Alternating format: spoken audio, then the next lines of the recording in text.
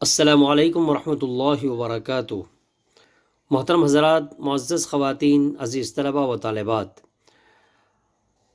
آج کے سبق میں ہم میم ساکن کے قواعد پڑھیں گے۔ بسم اللہ الرحمن الرحیم۔ محترم حضرات، میم ساکن کے 3 قاعدے ہیں: اظہار شفوی، اخفاء شفوی اور ادغام شفوی۔ میم ساکن کے بعد با اور میم کے علاوہ کوئی بھی حرف آ جائے تو اظہار شفوی ہوگا، یعنی میم کی آواز کو صاف ظاہر کر کے بغیر غنہ کے پڑھیں گے۔ جیسے الم تر، میم ساکن ہے، اس کے بعد میم ساکن کے بعد با اور میم کے علاوہ باقی حروف میں سے تا آیا ہے، لہٰذا یہاں پر اظہار شفوی ہوگا، میم کی آواز کو صاف ظاہر کر کے پڑھنا ہے، غنہ نہیں کرنا ہے۔ ہم فیہا، اظہار شفوی ہوگا اس لیے کہ میم ساکن کے بعد با اور میم کے علاوہ باقی حروف میں سے فا آیا ہے۔ لکم دینکم، اظہار شفوی ہوگا اس لیے کہ میم ساکن کے بعد با اور میم کے علاوہ باقی حروف میں سے دال آیا ہے۔ الم نجعل، اظہار شفوی ہوگا اس لیے کہ میم ساکن کے بعد با اور میم کے علاوہ باقی حروف میں سے نون آیا ہے۔ لم یلبسو، اظہار شفوی ہوگا اس لیے کہ میم ساکن کے بعد با اور میم کے علاوہ باقی حروف میں سے یا آیا ہے۔ ام لم تنذرہم، اظہار شفوی ہوگا اس لیے کہ میم ساکن کے بعد با اور میم کے علاوہ باقی حروف میں سے لام آیا ہے، یہاں بھی اظہار شفوی ہوگا اس لیے کہ میم ساکن کے بعد با اور میم کے علاوہ باقی حروف میں سے تا آیا ہے۔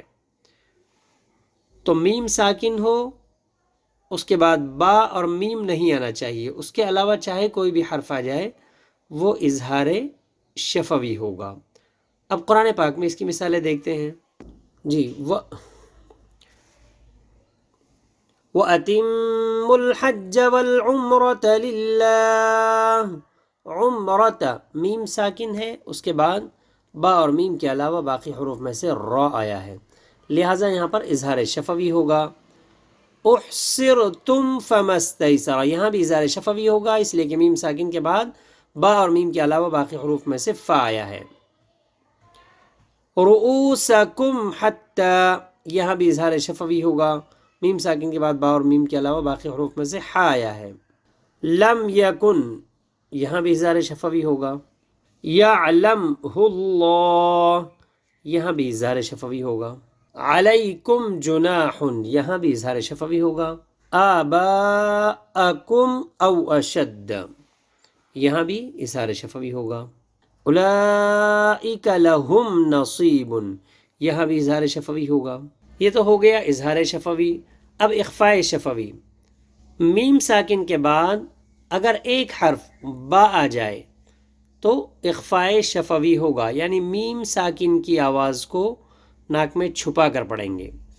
جیسے ربہم بہم، میم ساکن ہے، اس کے بعد با آیا ہے، لہٰذا میم کی آواز کو ناک میں چھپا کر پڑھیں گے۔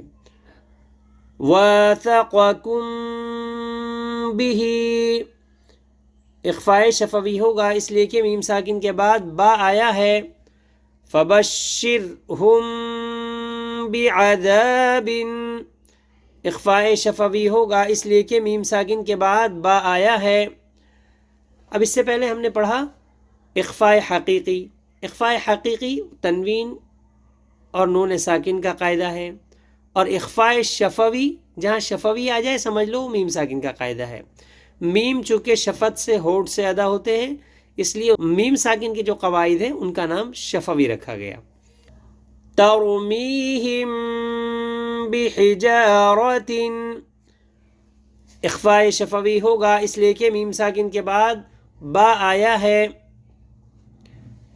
اسی طرح ایک اور قاعدہ ہے ادغام شفوی، میم ساکن کے بعد ایک حرف میم آ جائے تو ادغام شفوی ہوگا، یعنی میم کو میم سے ملا کر غنہ اور اخفا کے ساتھ پڑھیں گے، جیسے الیکم مرسلون، ادغام شفوی ہوگا اس لیے کہ میم ساکن کے بعد میم آیا ہے، لہذا میم کو میم سے ملا کر غنہ اور اخفا کے ساتھ پڑھیں گے۔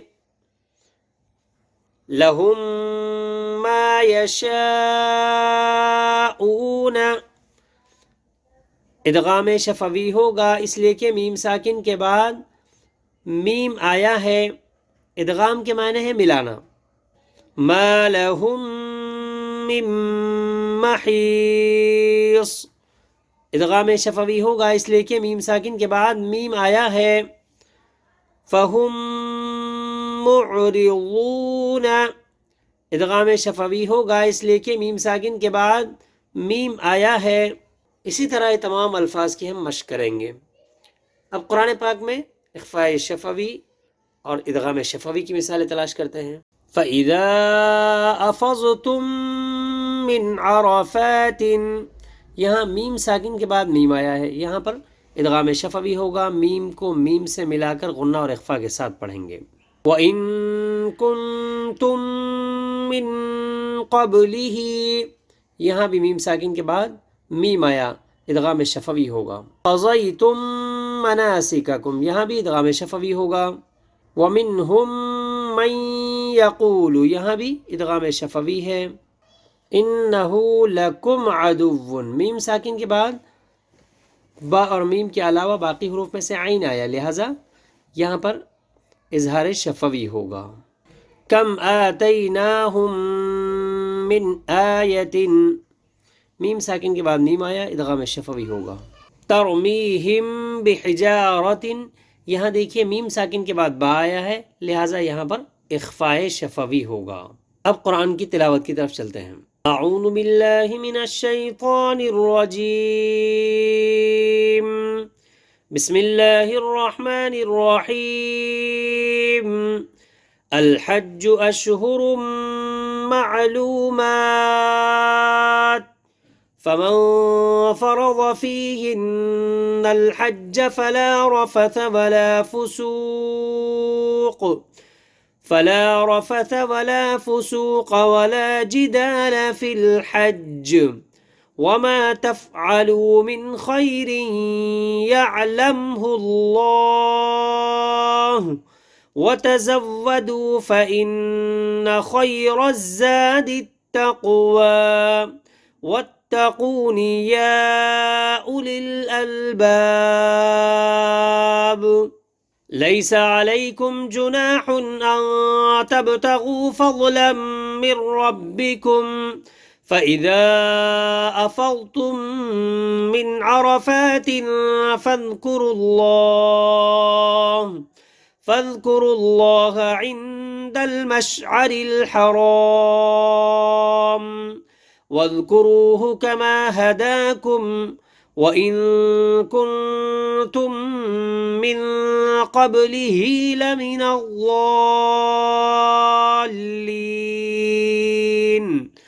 ثُمَّ أَفِيضُوا مِنْ حَيْثُ أَفَاضَ النَّاسُ وَاسْتَغْفِرُوا اللَّهَ إِنَّ اللَّهَ غَفُورٌ رَّحِيمٌ۔ فَإِذَا قَضَيْتُم مَّنَاسِكَكُمْ فَاذْكُرُوا اللَّهَ كَذِكْرِكُمْ آبَاءَكُمْ أَوْ أَشَدَّ ذِكْرًا، فَمِنَ النَّاسِ مَن يَقُولُ رَبَّنَا آتِنَا فِي الدُّنْيَا وَمَا لَهُ فِي الْآخِرَةِ مِنْ خَلَاقٍ، وَمِنْهُمْ مَن يَقُولُ رَبَّنَا آتِنَا فِي الدُّنْيَا حَسَنَةً وَفِي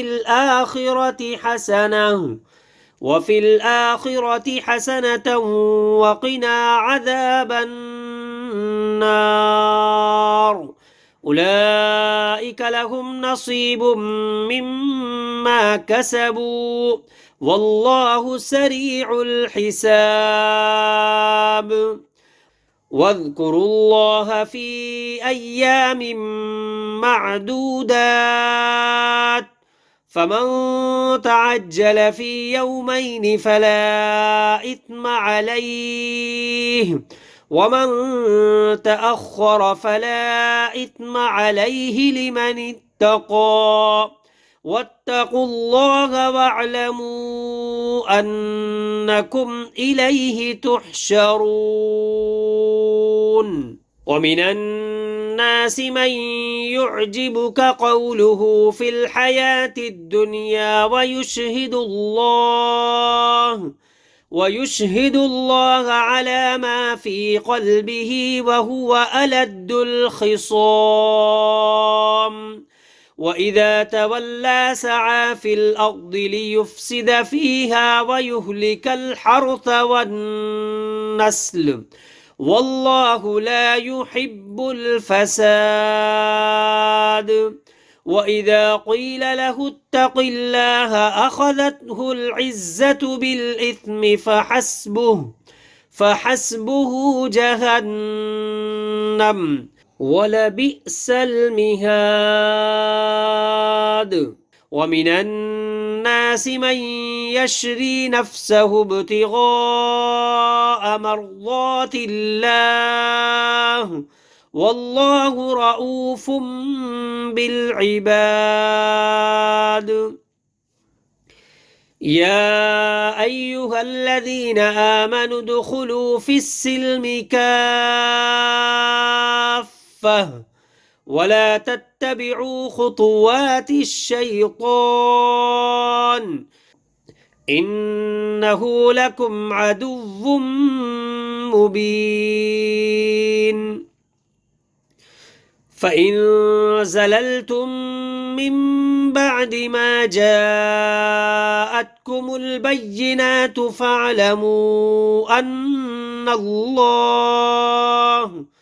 فاعلموا أن الله عزيز حكيم هل ينظرون إلا أن يأتيهم الله في ظلل من الغمام والملائكة وقضي الأمر وإلى الله ترجع الأمور سل بني إسرائيل كم آتيناهم من آية بينة ومن يبدل نعمة الله من بعد ما جاءته فإن الله شديد العقاب زين للذين كفروا الحياة الدنيا ويسخرون من الذين آمنوا والذين اتقوا فوقهم يوم القيامة والله يرزق من يشاء بغير حساب كان الناس أمة واحدة فبعث الله النبيين مبشرين ومنذرين وأنزل معهم الكتاب بالحق ليحكم بين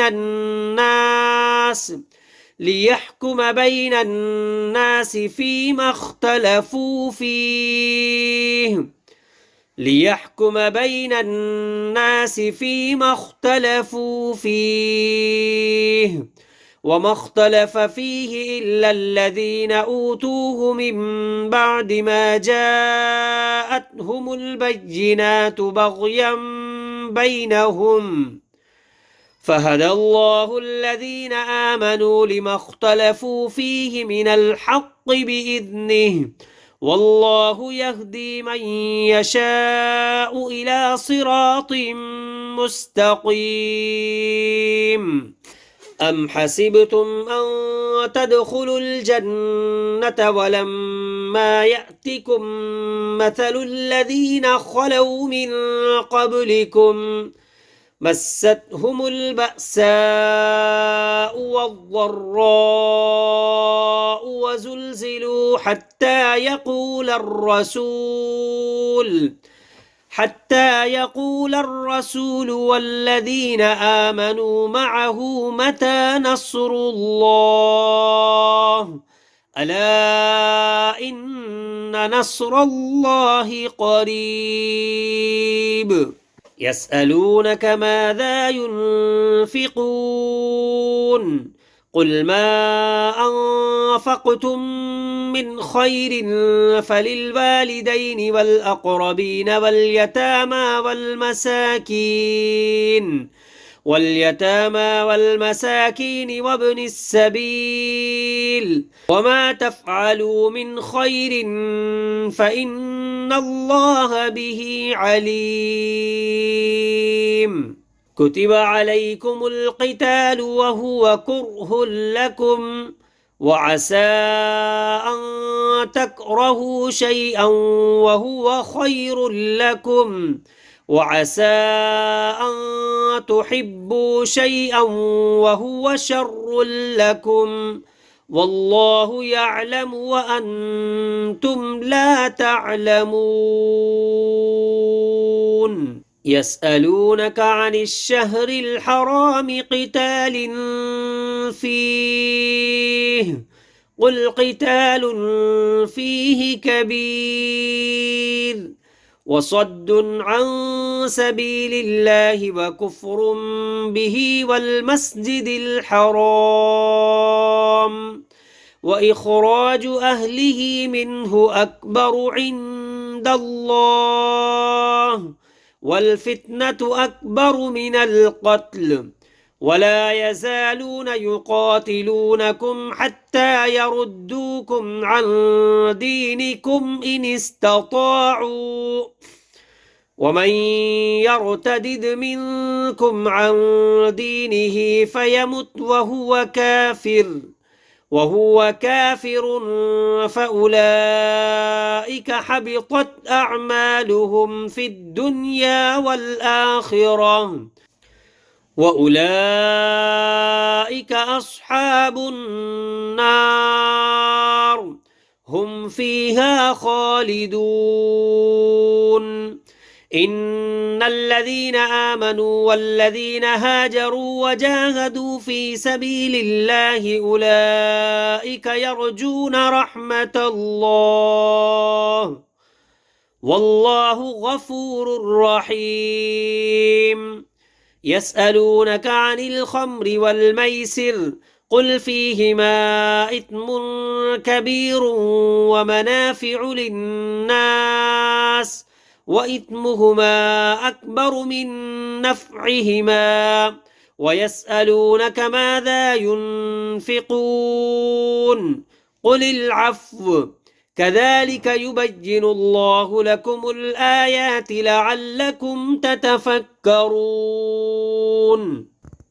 في الدنيا والآخرة ويسألونك عن اليتامى قل إصلاح لهم خير وإن تخالطوهم فإخوانكم والله يعلم المفسد من المصلح ولو شاء الله لأعنتكم إن الله عزيز حكيم ولا تنكحوا المشركات حتى يؤمن ولأمة مؤمنة خير من مشركة ولو أعجبتكم ولا تنكحوا المشركين حتى يؤمنوا ولعبد مؤمن خير من مشرك ولو أعجبكم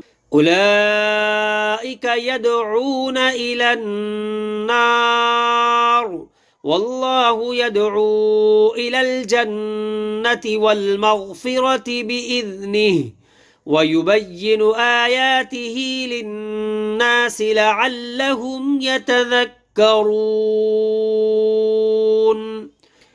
ويسألونك عن المحيض قل هو أذى فاعتزلوا النساء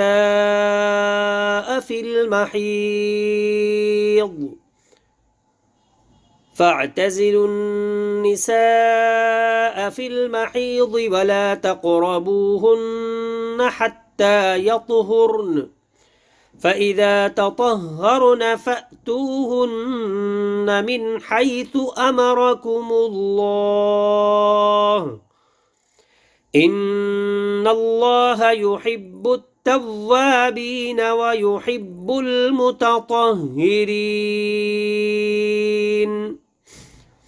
मोहतरम हजरात, आप भी मेरे साथ तिलावत करते रहें, एक एक आयत को ध्यान तवज्जो से पढ़ते रहें।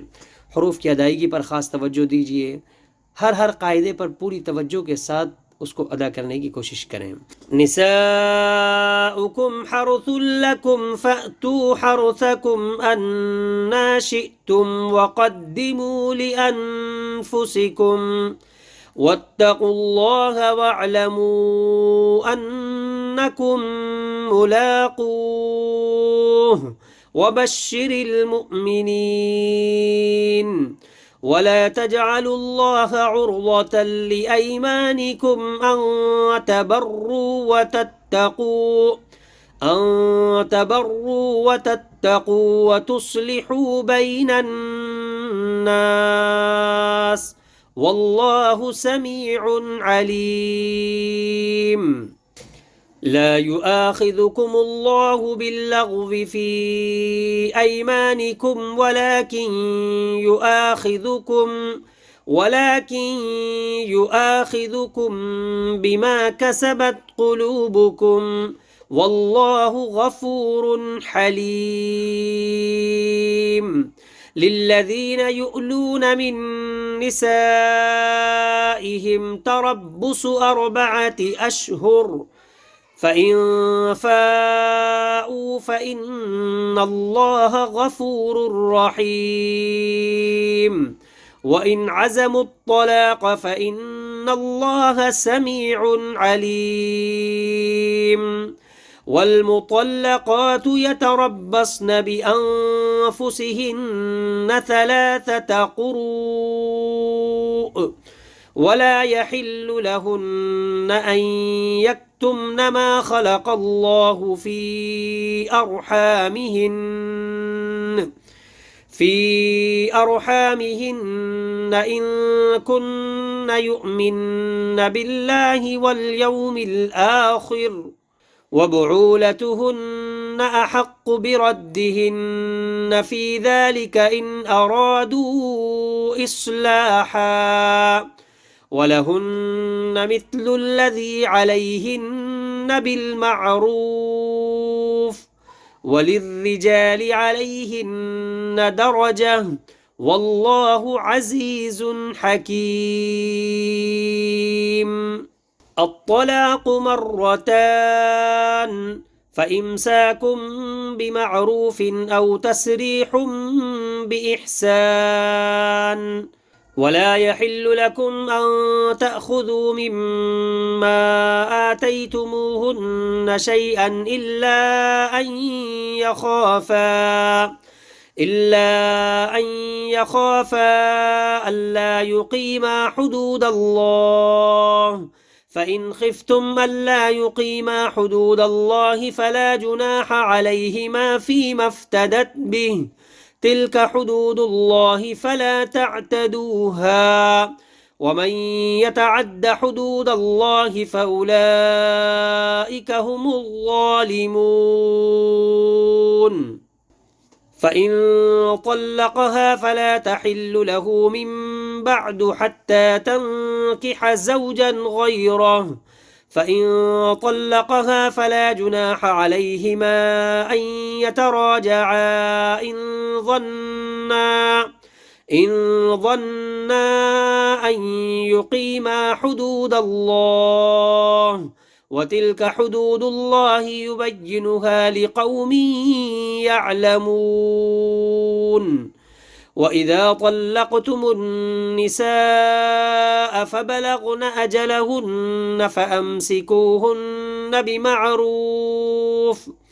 فأمسكوهن بمعروف أو سرحوهن بمعروف ولا تمسكوهن ضرارا لتعتدوا ومن يفعل ذلك فقد ظلم نفسه ولا تتخذوا آيات الله هزوا واذكروا نعمة الله عليكم وما أنزل عليكم من الكتاب والحكمة يعظكم به واتقوا الله واعلموا أن الله بكل شيء عليم.